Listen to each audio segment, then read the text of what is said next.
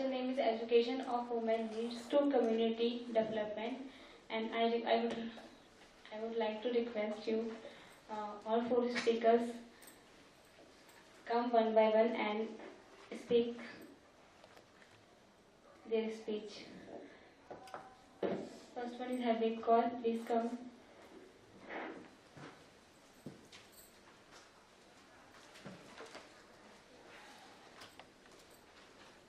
Hello everyone. Even if there are less people, I would request that this session is not where you need to cry about that women are facing a lot of issues, and it's not at all going to be cliche. So please, I'll ask you a few questions, and they're very simple answers to that. How many of you here have seen women who are coolie on a railway station? You have seen, like, okay. How many of you have seen a woman who is a truck driver? Okay. And many such non-traditional occupations done by women. Be it, bartenders are very normal these days. But if I say non-traditional, it's painters, like आपके घर पे जो paint करने आते हैं, carpenters, mechanics, all these. So if you think that the profession is male-oriented, I would just request you to raise both of your hands. Okay. If you think it's women-oriented, just pick up one hand. It's sort of an activity. Mechanic. If you feel it's the first person comes to your mind is a male, then pick up both your hands. If you feel that a mechanic can be a male or a female. So, male. Then, okay. A painter. And a general, not just if you have seen one, that's very good, the women are getting employed, but if you think that it should be male-oriented, then should be or is should be. You have seen more of that gender. We feel it's Yeah. That's what Yes. What first comes to your mind when you think of a house painter? Okay, so if I can go on and on with these occupations, but generally in workshops, there are occupations where all the people would sit up like this. And I would just ask one question after 5 minutes, is your hands hurting? And everyone say, yeah, of course, my hands are hurting pretty bad. And I would say that, why don't you share the load with women, please? Why you have to be, why you have to do this all the time? Yeah, why you have to do this all alone? Why can't you just share the load with women once? So the topic of today is education of women leads to community development. So if I give a brief introduction about myself, I'm Harmeet and I'm from Ahmedabad. I'm based in Ahmedabad and I'm from the Ahmedabad delegation. I run an organization, it's called Pink Foundation, and we work with women who are the only earning members of the family. So we'll really dig down deeper and bring out girls, young girls and women who are not allowed to work due to forced marriage or sexual harassments or forced prostitutions. Like in Chandigarh, we have a group where there are women who were forced into prostitution and sold to Chandigarh through Tamil Nadu.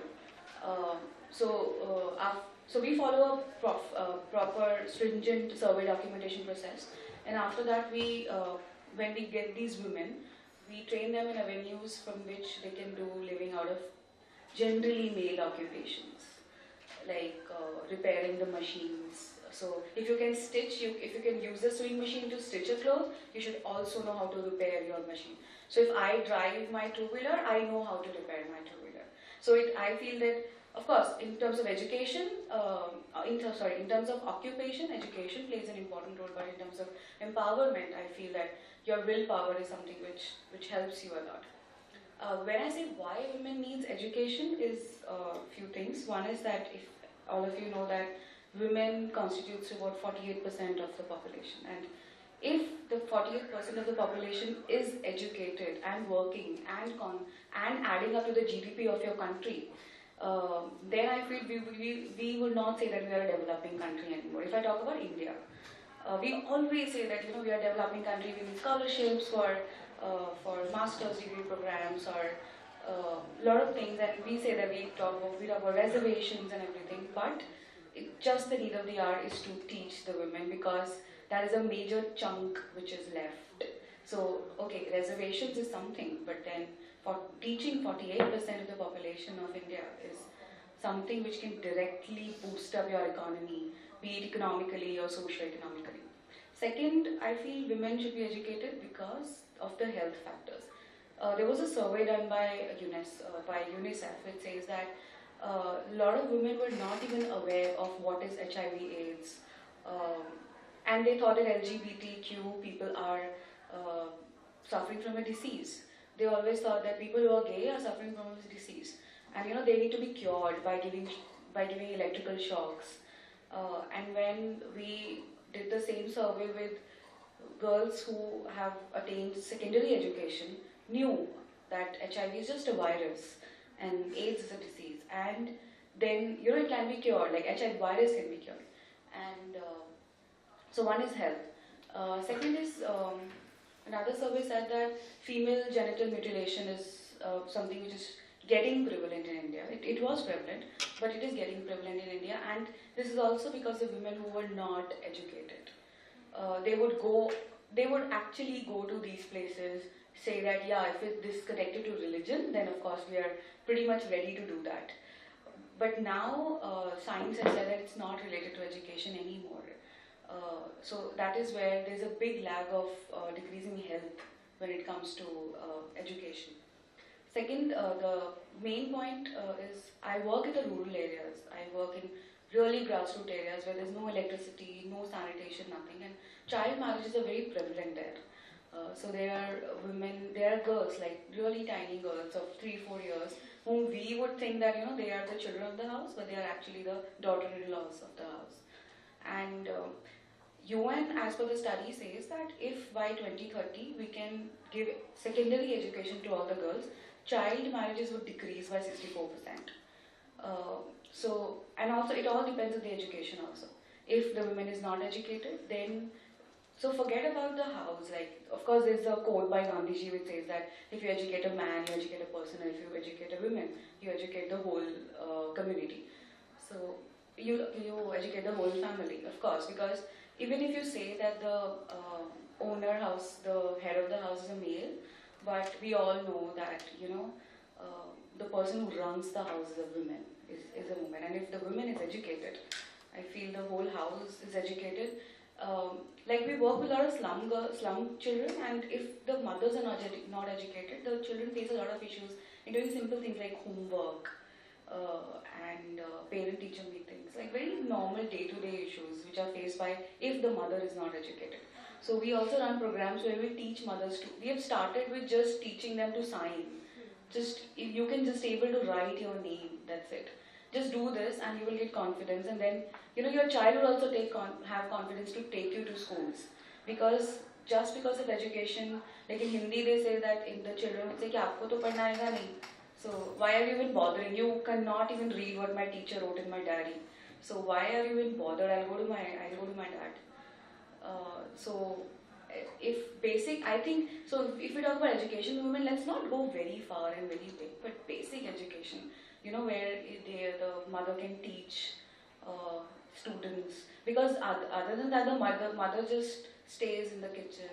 Also, the education system of India is even today when we teach the children, they have in books.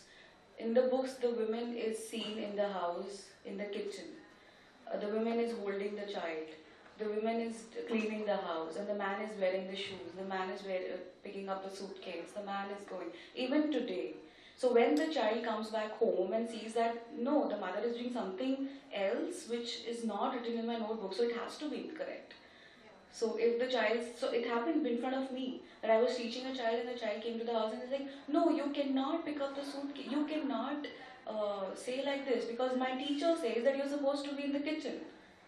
So my teacher is correct. Why? How can you do all these things? How can you go out for work? So these were the real issues which we would face.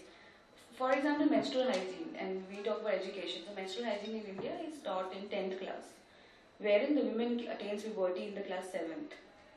So when the mother says something, it is not taken seriously, but actually when it happens. So because we teach in the municipal schools, we know that there are a lot of women who first time attains puberty in the class, and they would not even know. They would just say that, yeah, they're going to bleed. Okay, that's it.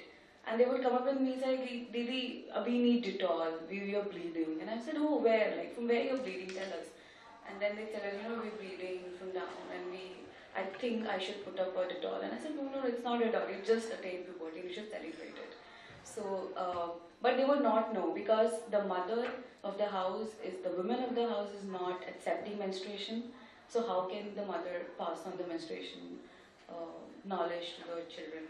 So that's it. If you have any questions, I'm more than happy to answer. Keep it to the end of the session so we have a little.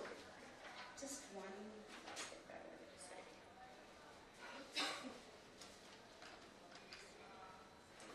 So there was this quote which says that a lot of untapped issues in the house, in the economy, can only be solved by if you just educate girls. They were in the Canadian Parliament once.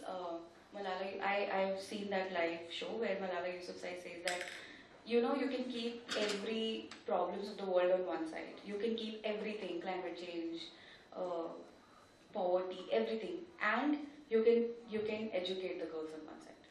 So it is that important. It is of that importance that all the problems on one side and educating the girls on one side. So that's it. Thank you.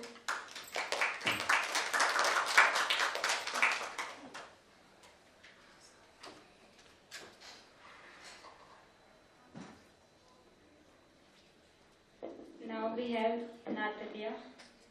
Please come forward.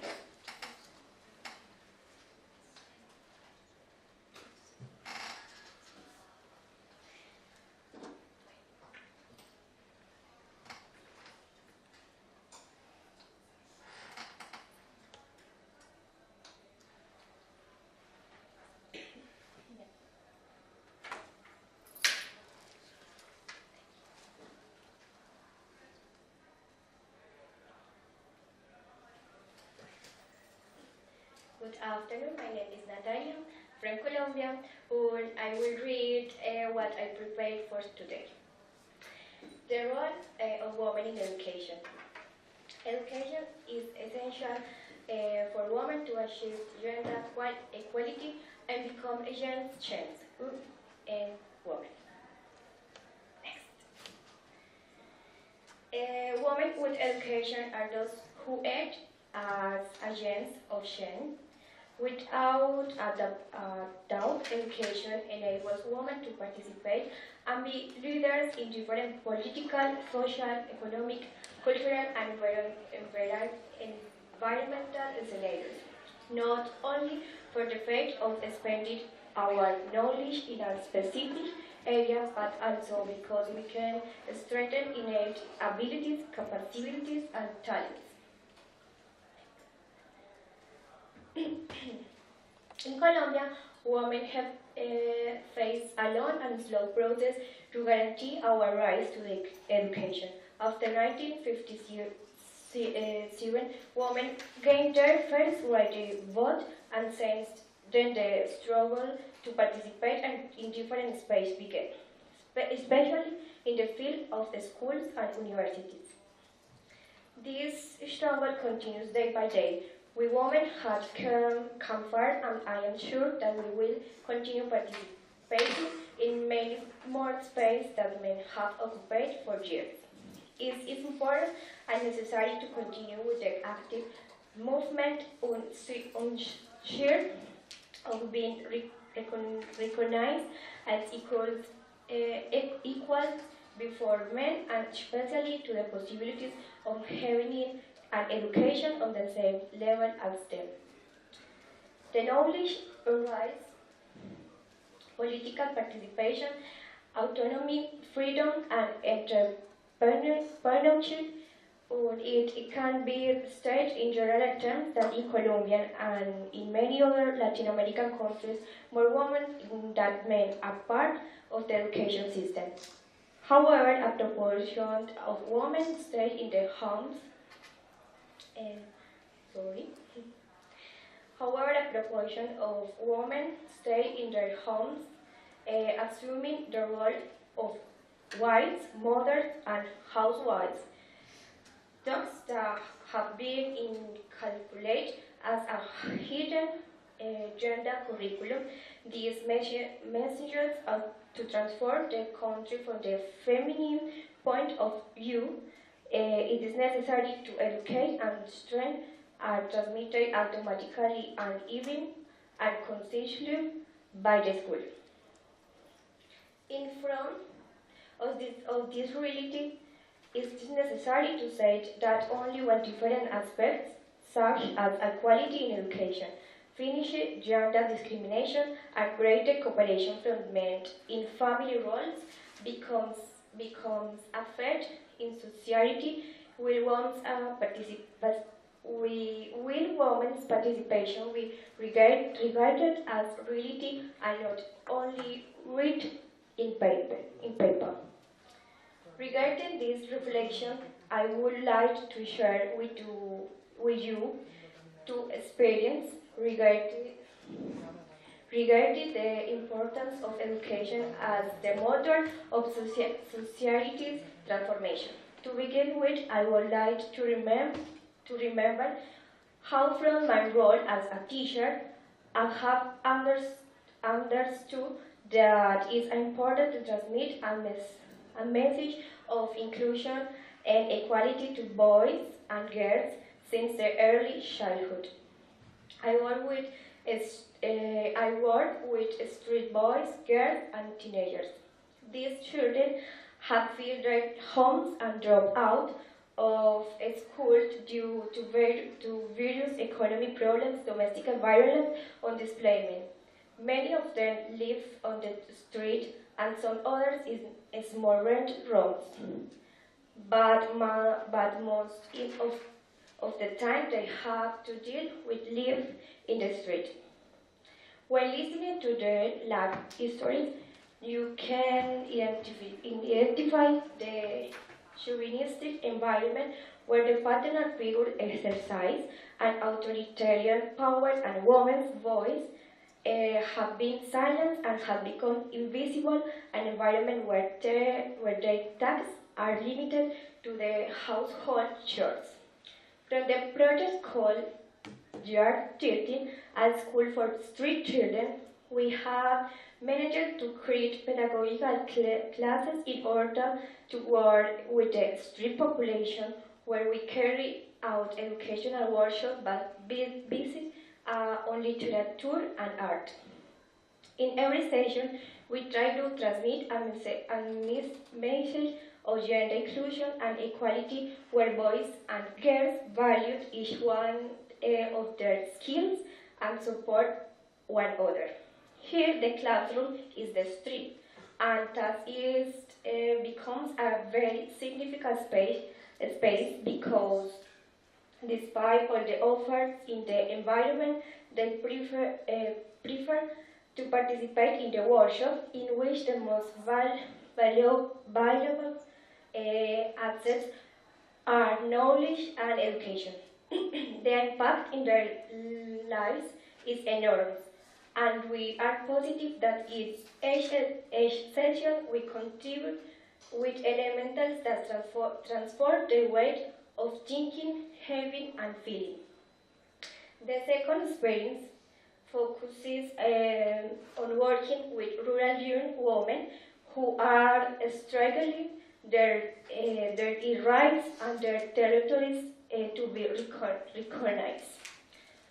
From the Colombia's Women Network, they carry on formation workshops with women from different areas of the city in three specific issues: feminism, pacifism, and environmentalism.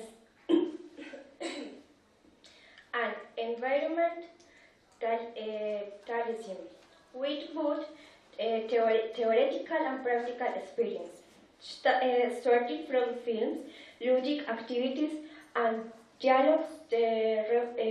We reflect on what being a man and a woman means, and how we interrelate, and I do so we get to recognize chauvinist practice that are acquired and created in a cadence.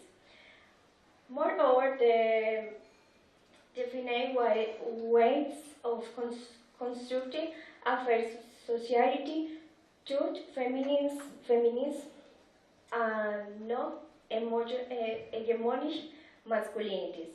On the other hand, we are performing meetings and social mobilization and rural territories where we learn about the relation of women with the country, the importance of community work and the different strategies for supportive economy.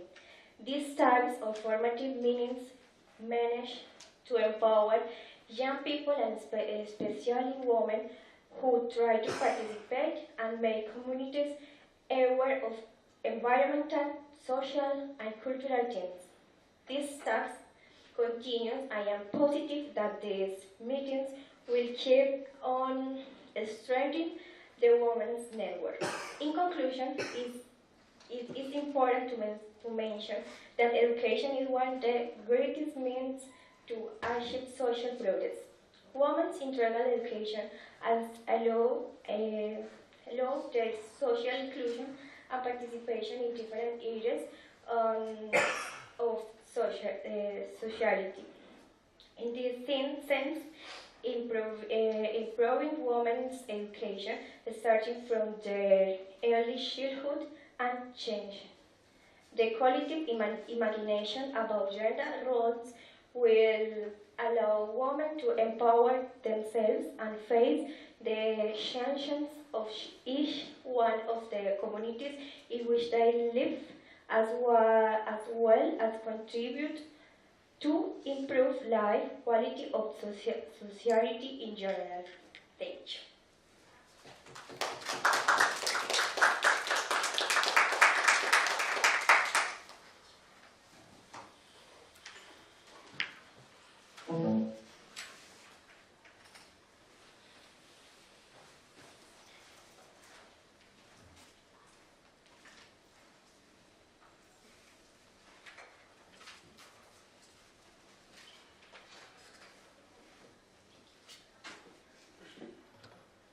To be educated means I will not only be able to help myself, but also my family, my community, and my people.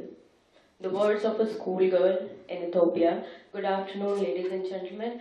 I am Neha Bansal, and I am an economics teacher in Scottish International School. I will be sharing my thoughts on the topic, which is education of women leads to community development.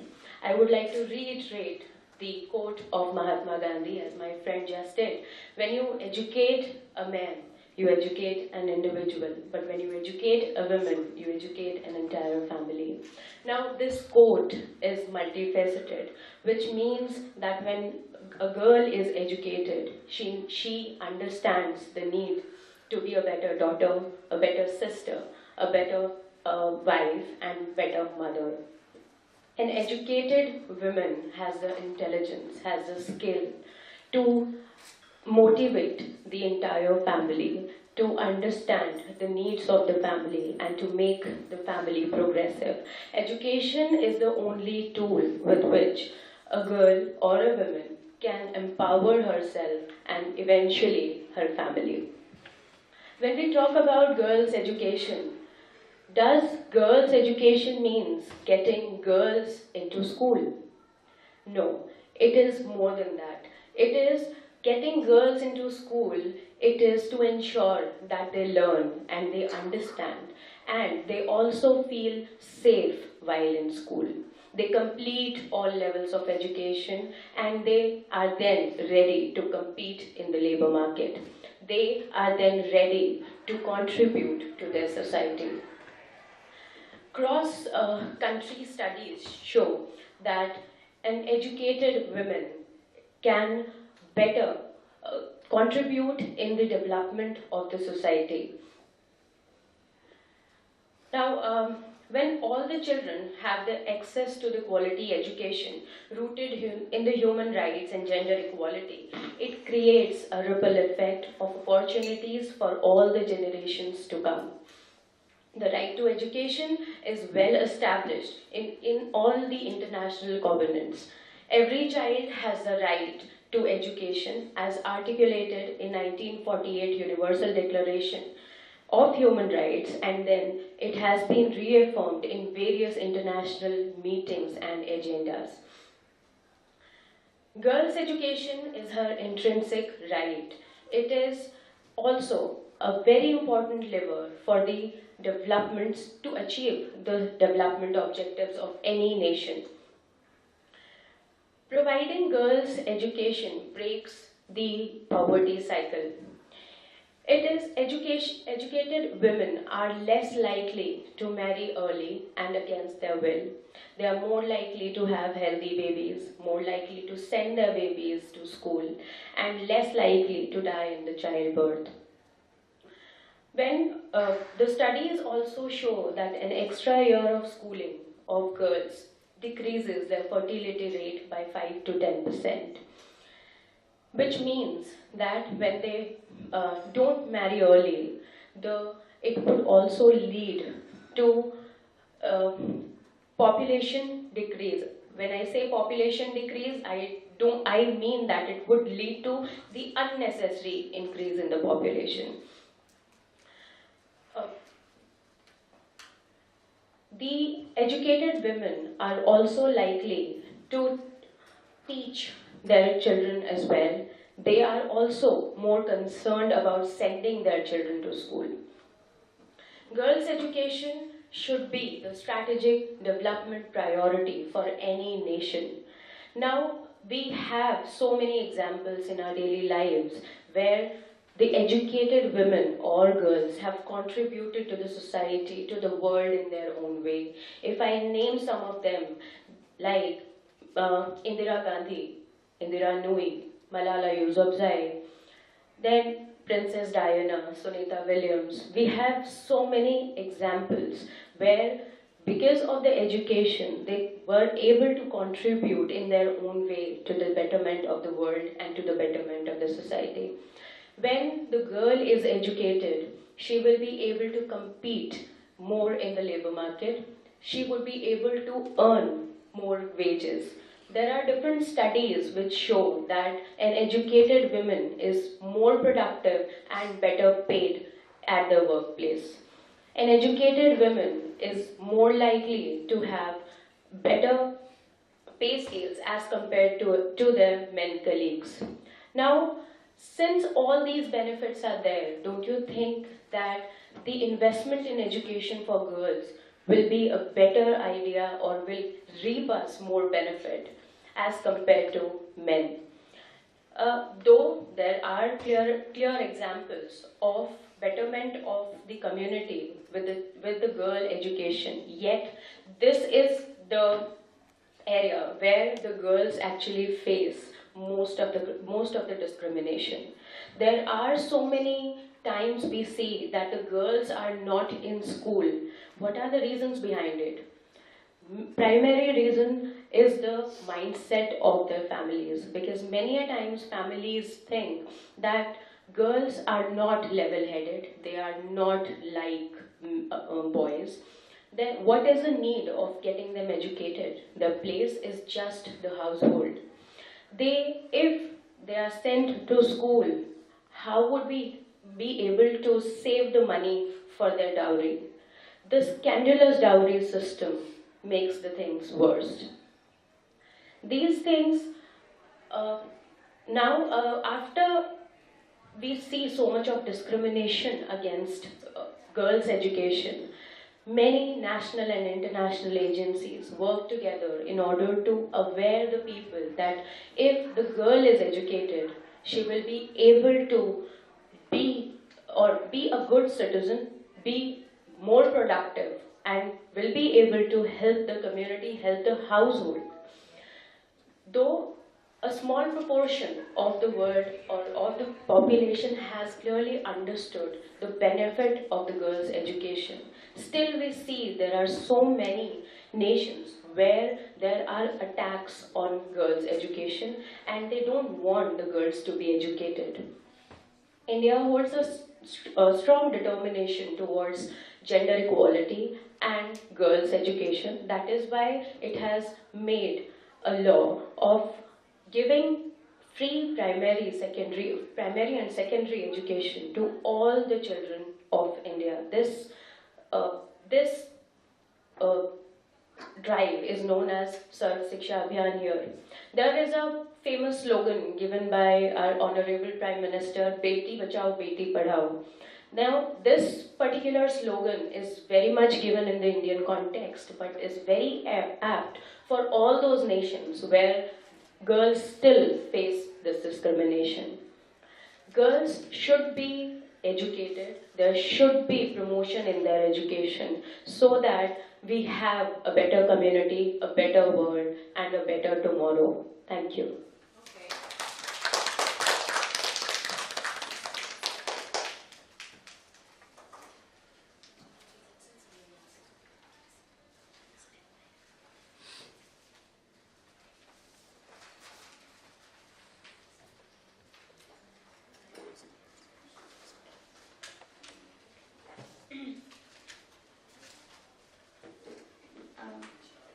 He's not him.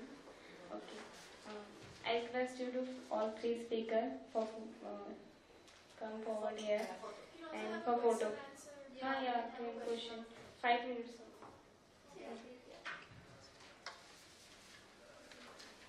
So, I wanted to ask you a question. That in Colombia, is it very common for children to run away and live on the streets? Like, is it a very significant population? Like, a lot of kids do that. Is it common? Sí, sí hay muchas, sí es común en esta, Que sí es común en Colombia que los niños estén comiendo en la calle. No tengan que comer y los niños en la calle. Sí,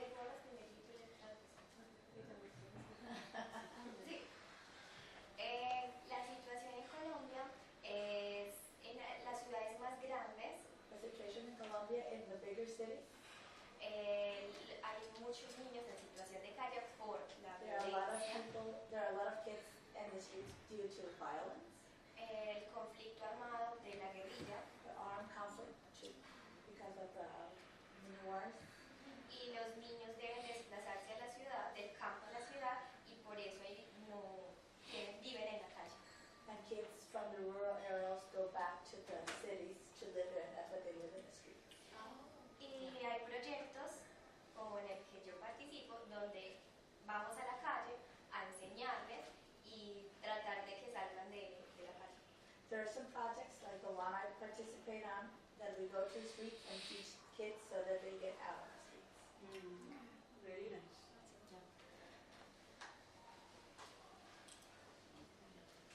Sorry, I speak German or Spanish. What do you It's think? okay. It's okay. Or I have I have Colombian sweets for you. Very good.